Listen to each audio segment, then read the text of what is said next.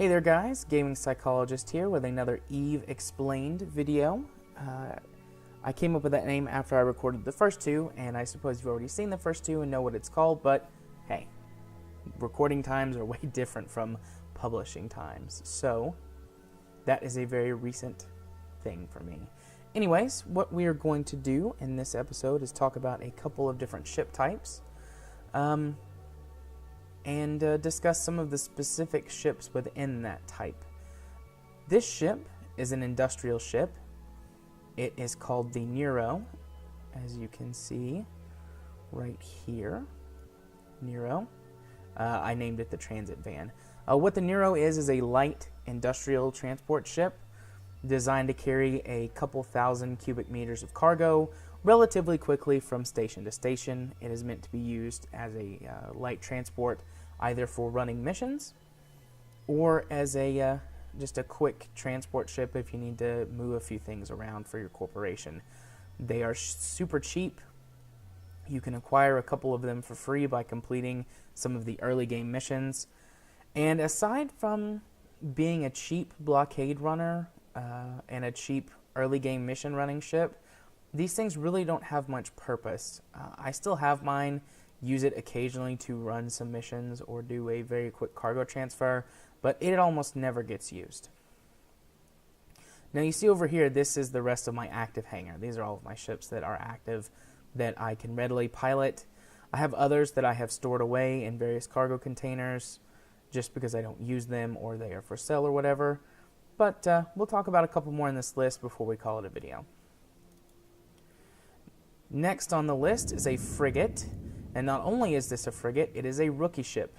The rookie ships are ships that you get for free when you spawn into the game, and if you happen to go to a station where you have nothing at and you're in your capsule, you are given a rookie ship of your starting faction of choice. This is the Velator. The Velator is special as a rookie ship because it can control 2 drones instead of the standard 1 for the rest of the rookie ships.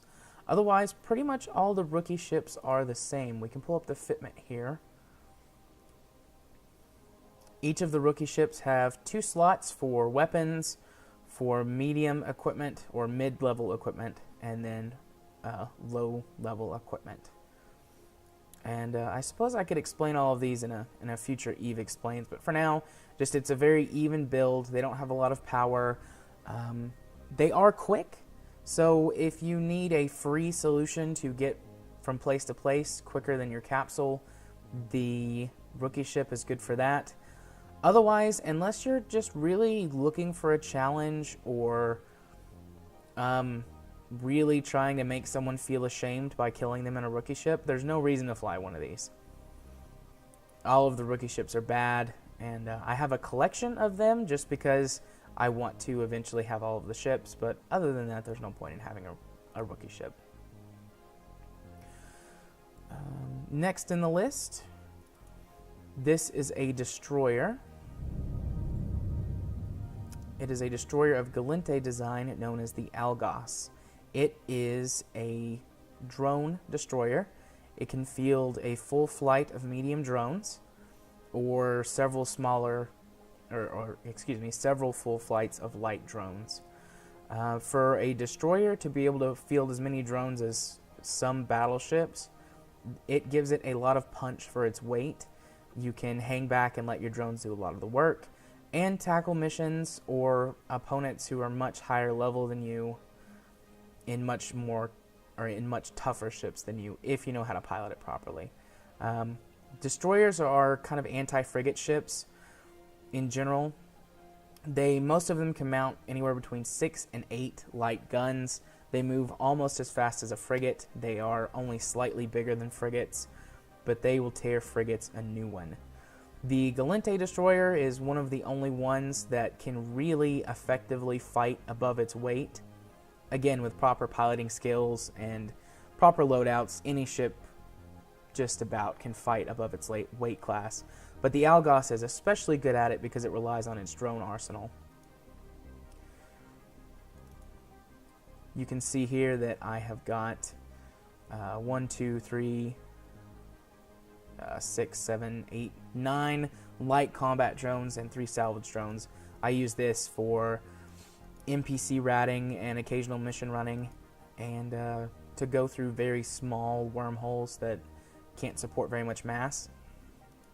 And then if you look at my fitment, I've got a few light weapons that are designed for distance, but the rest of the ship is based around drones. We've got a drone damage upgrade down here, and a drone control range augmenter to let my drones fly farther.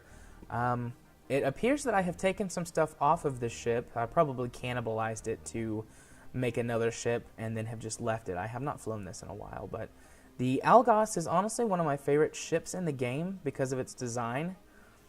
I'm not sure what it is about it. It just makes me go,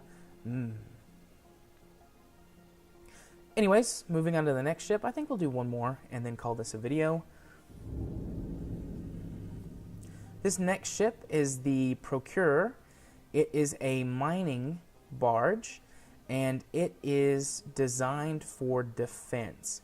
You can use these in wormhole space or low security space or really anywhere without much fear of getting blown up by just some random ganker.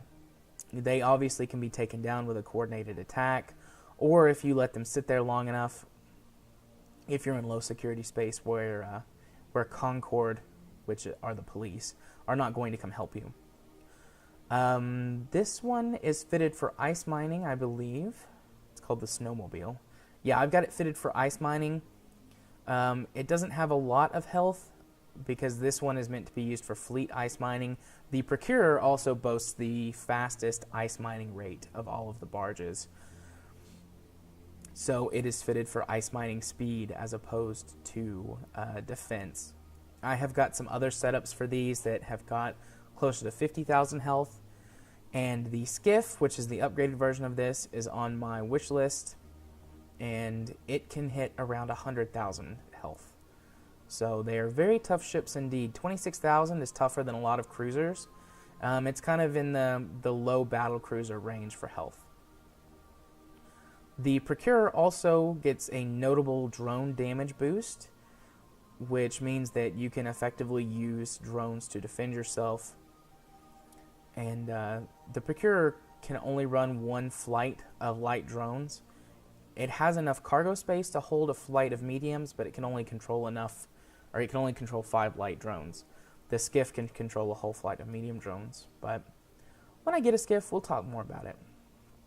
So yeah, those are 4 ships in the EVE Online universe and just a little bit about them. And next video, I think we'll talk about a few more ships. I think I'll work through my entire hangar and just explain every ship to you as I go. And there's some fun ones in here. But until next time, bye-bye now.